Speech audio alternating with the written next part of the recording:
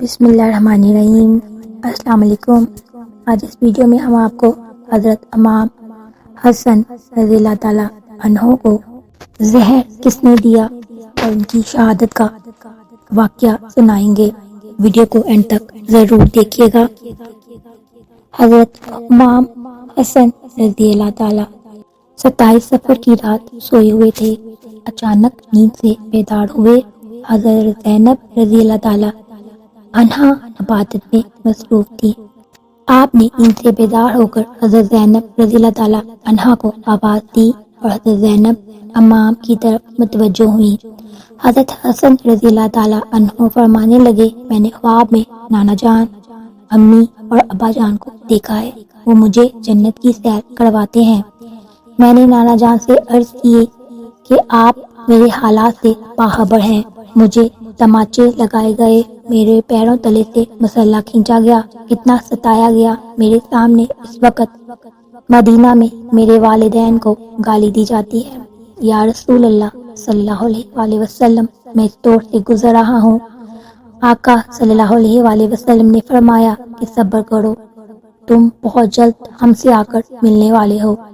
امام حسن رضی اللہ تعالیٰ عنہ نے ایک اور خواب دیکھا کہ آپ کی پیشانی پر قل هو اللہ احد لکھی ہوئی ہے۔ یہ خواب جب لوگوں نے سنا تو خوش ہوئے، لیکن آپ کے شاگرد سید ابن مسیب نے سنا تو آپ سے فرمایا کہ مولا، اگر یہ خواب کی تعبیر پوری ہو گئی تو سمجھ لیجئے آپ بہت جلد دنیا سے رخصت ہونے والے ہیں۔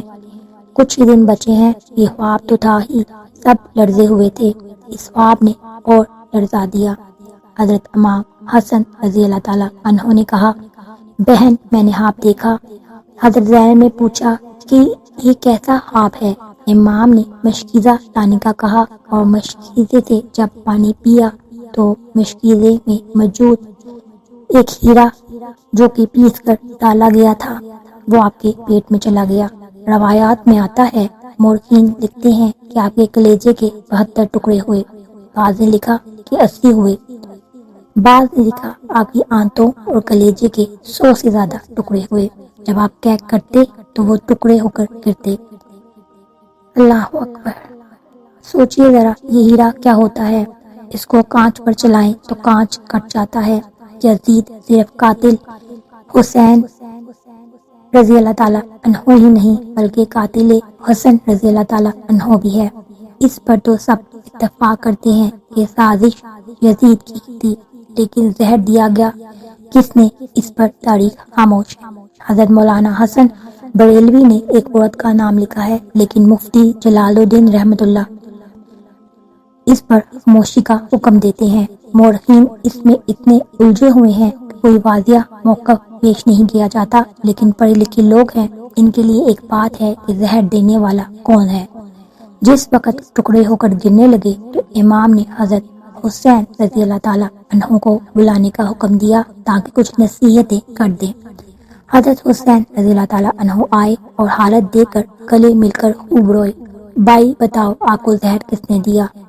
اسی طرح سیدن صابرین کا نواسہ ہے، بھائی مجھے جس پر شک ہے اگر وہی ہے تو اللہ بہترین انتقام دینے والا ہے، اور شک کی بنیاد پر کسی کو قتل نہیں کیا جا سکتا، کیونکہ میں نام لوں گا تو تم قتل کرو گے، اور شک کی بنیاد پر قتل نہیں کیے جاتے۔ اللہ بہترین انتقام لینے والا ہے۔ جب امام حسن نے امام حسین کو نہیں بتایا کہ قاتل کون ہے تو حتمی طور پر کسی کے بارے میں یہ فیصلہ کر دینا کہ فلاں قاتل ہے بہتر ہے کہ یہ زیادہ مناسب نظر نہیں آتا۔ بہرحال جب صبح ہوئی اور جب لوگ جمع ہونے لگے تو حضرت امام حسن نے اس وقت کہا، حسین میرا چہرہ کیسا نظر آ رہا ہے؟ حضرت حسین رضی اللہ تعالیٰ عنہ نے روتے ہوئے فرمایا، آپ کا چہرہ ہرا ہو گیا ہے۔ اور حضرت امام حسین نے مسکرا کر کہا، اس تکلیف میں بھی مسکرایا ہے حسن، جس تکلیف میں لوگ ساری خوشیاں لوگوں کی چھین لیتے ہیں۔ حضرت حسن مجتبیٰ نے جب سنا کہ میرا چہرہ ہرا ہو گیا تو فرمایا، حسین یاد ہے نانا کی حدیث، معراج مکمل ہو گئی ہے۔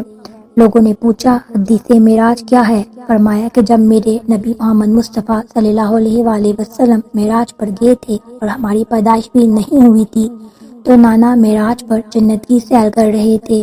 جنت میں 2 محل دیکھے تھے، ایک ہرا تھا اور ایک لال۔ اس وقت رضوان جنت نے کہا، یا رسول اللہ صلی اللہ علیہ وآلہ وسلم، جاتے جاتے اپنے شہزادوں کے محل بھی دیکھ جائیں جن سے پوری جنت کا حسن دوبالا ہوتا ہے۔ نبی محمد مصطفیٰ صلی اللہ علیہ وآلہ وسلم نے فرمایا، یہ ہرا رنگ کس کا ہے اور لال کس کا ہے؟ کہا، لال تو حسین رضی اللہ تعالیٰ عنہ کا ہے اور ہرا حسن رضی اللہ تعالیٰ عنہ کا ہے۔ میرے آقا صلی اللہ علیہ وآلہ وسلم نے پوچھا کہ رضوان یہ بتاؤ، حسن کا ہرا کیوں ہے اور حسین کا لال کیوں؟ تو رضوان کی نگاہ جھک گئی اور گردن جھک گئی، آنکھوں میں آنسو آ گئے۔ اہل بیت کی محبت میں رضوان جنت میں بھی روتا ہے، جبکہ جنت میں کوئی رو نہیں سکتا۔ جنت وہ ہے جہاں رویا نہیں جاتا، لیکن یہ شہادت حسن اور حسین ہے، اسے جب جب بھی یاد کیا جاتا ہے تو رضوان جنت بھی روتا ہوا نظر آتا ہے۔ رضوان نے عرض کرنے کی ہمت نہ ہوئی۔ حضرت جبرائیل علیہ السلام آئے اور عرض کی، یا رسول اللہ صلی اللہ علیہ وآلہ وسلم، میں بتاتا ہوں، اللہ کے حکم سے یہ ہرا رنگ اس لیے ہے کہ حضرت حسن رضی اللہ تعالیٰ عنہ کو زہر دیا جائے گا اور ان کا چہرہ اور جسم ہرا ہو جائے گا، اور حضرت حسین رضی اللہ تعالیٰ عنہ کو کربلا میں شہید کیا جائے گا، اور شہادت کی وجہ سے ان کا خون سے سارا جسم لال ہو جائے گا، اسی لیے حسن کا ہرا اور حسین کا لال محل ہے۔ دیکھا، نبی محمد مصطفیٰ صلی اللہ علیہ وآلہ وسلم کی حدیث معراج پوری ہو رہی ہے۔ اس کے بعد حضرت حسن رضی اللہ تعالیٰ عنہ نے لوگوں کو جانے کا حکم دیا اور گھر والوں کو ٹھہرنے کا کہا۔ اس وقت حضرت امام حسن کے 3 یا 4 بیٹے تھے۔ ان بیٹوں میں ایک بڑا بیٹا تھا جس کی عمر صرف 7 سال تھی، وہ بڑا خوبصورت تھا اور نام قاسم تھا، اور ماں کا نام ام فیروزہ تھا۔ ام فیروزہ قاسم کے سر پر ہاتھ پھیرتی اور اپنے شوہر کی طرف دیکھتی، گویا ان کے سامنے اپنی بے بگی گھوم رہی ہیں۔ ہائے بے بگی، ہائے بے کسی، ہائے بے بسی، لیکن زبان سے کچھ نہ کہہ سکی۔ جب لوگ چلے گئے، حتیٰ کہ کوئی نہ بچا، تو حضرت حسن رضی اللہ تعالیٰ عنہ نے اپنے بازو پر بندھے تعویذ کو کھولنے کا حکم ام فیروزہ کو دیا۔ تعویذ کھولا اور کھول کر حضرت حسن نے کہا، میرے بیٹے قاسم کو میرے پاس لاؤ۔ اپنے ہاتھوں سے وہ تعویذ بیٹے کے بازو پر باندھ دیا اور فرمایا، بیٹے، ایک وقت آئے گا جب تم شدید مصیبت میں گرفتار ہو جاؤ گے، اس وقت یہ تعویذ کھول کر دیکھ لینا۔ جس کے بعد حضرت حسین رضی اللہ تعالیٰ عنہ کو بلا کر وصیت کی اور کہا، حسین، صبر سے کام لینا، اور میری تمنا ہے جس وقت میرا جنازہ اٹھے تو مجھے نانا کے قدموں میں دفن کر دینا، میں نانا کے قدموں میں دفن ہونا چاہتا ہوں۔ امام اعلی مقام 28 صفر کو، ایک روایت کے مطابق 29 صفر کو، اور ایک روایت کے مطابق 5 ربیع الاول کو شہید ہو گئے، اس طرح کہ آپ کا پورا جسم ہرا ہو چکا تھا اور اندر کی آنتوں کے ٹکڑے قے کی صورت میں باہر گرے ہوئے تھے۔ حضرت حسین رضی اللہ تعالیٰ عنہ کی شہادت ہوئی تو آپ کی تدفین کے لیے جنازہ اٹھایا گیا، لیکن یہ بھی تاریخ کا بدترین پاپ ہے کہ جب جنازہ باہر لے کر آئے اور نبی محمد مصطفیٰ صلی اللہ علیہ وآلہ وسلم کے روضہ مبارک میں حضرت حسین رضی اللہ تعالیٰ عنہ کو دفن کرنا چاہا تو بنو امیہ کے وہ غلیظ، جسے دنیا مروان کہتی ہے، بدترین آدمی جس پر میرے آقا نے لعنت کی تھی، اس نے کہا، میں ان کو دفن نہیں ہونے دوں گا۔ امام حسین رضی اللہ تعالیٰ عنہ نے کہا، میرے بھائی کی وصیت ہے، میں دفن کروں گا۔ یہاں تک مورخین نے لکھا ہے کہ اس ظالم نے کمان سے تیر نکالا اور امام حسین رضی اللہ تعالیٰ عنہ کی لاشیں پر چلانا شروع کیے۔ ایک بندہ جو شہید ہو چکا ہے، لوگ کہتے ہیں کہ مروان کو یزید نے اتنا برا نہ کہا، اسی لیے انہوں نے یہ سب کیا۔ مرے ہوئے انسان کا تو دشمن بھی احترام کرتا ہے۔ مروان کیسا ظالم تھا، نانا کے قدموں میں نماز کو لے جا رہے تھے تو تلوار سے جنازہ روک لیا اور جنازے پر تیر چلانا شروع کر دیے۔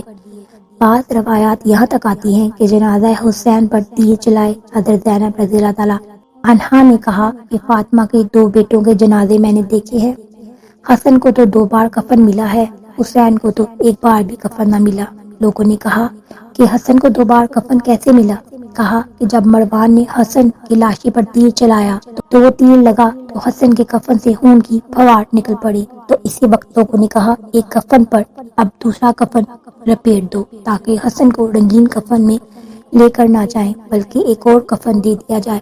یہ بھی حضرت حسین رضی اللہ تعالیٰ عنہ کی کرامت ہے کہ وصال کے بعد بھی تیر لگا تو آپ کے جسم سے خون نکلا۔ کسی نے امام حسین رضی اللہ تعالیٰ عنہ سے کہا شہزادے حسن رضی اللہ تعالیٰ عنہ کی یہ وصیت تھی کہ مجھے نبی محمد مصطفیٰ صلی اللہ علیہ وآلہ وسلم کے قدموں میں دفن کرے، لیکن انہوں نے یہ بھی کہا کہ اگر مروان آڑے آئے تو مجھے امی جان کے قدموں میں دفن کر دینا، آپ اس پر بھی عمل کریں۔ حضرت امام حسن رضی اللہ تعالیٰ عنہ کو حضرت فاطمہ رضی اللہ تعالیٰ عنہ کے قدموں مبارک میں دفن کر دیا گیا۔ قربان جاؤں اپنے نبی محمد مصطفیٰ صلی اللہ علیہ وآلہ وسلم پر اور اہل بیت پر، جنہوں نے اسلام کے لیے اتنی قربانیاں دی اور اتنے دکھ اور اتنے ظلم جھیلے۔ اللہ تعالیٰ ہمیں اہل بیت سے اور نبی محمد مصطفیٰ صلی اللہ علیہ وآلہ وسلم سے سچی محبت کرنے والا بنائے، آمین ثم آمین۔ اگر آپ کو یہ ویڈیو اچھی لگی ہو لائک اور شیئر کیجیے گا، چینل پر نئے ہیں اسے ضرور سبسکرائب کیجیے۔ اپنا بہت سا خیال رکھیے گا۔ اللہ پاک آپ سب کو اپنے حفظ و امان میں رکھے۔ اللہ حافظ۔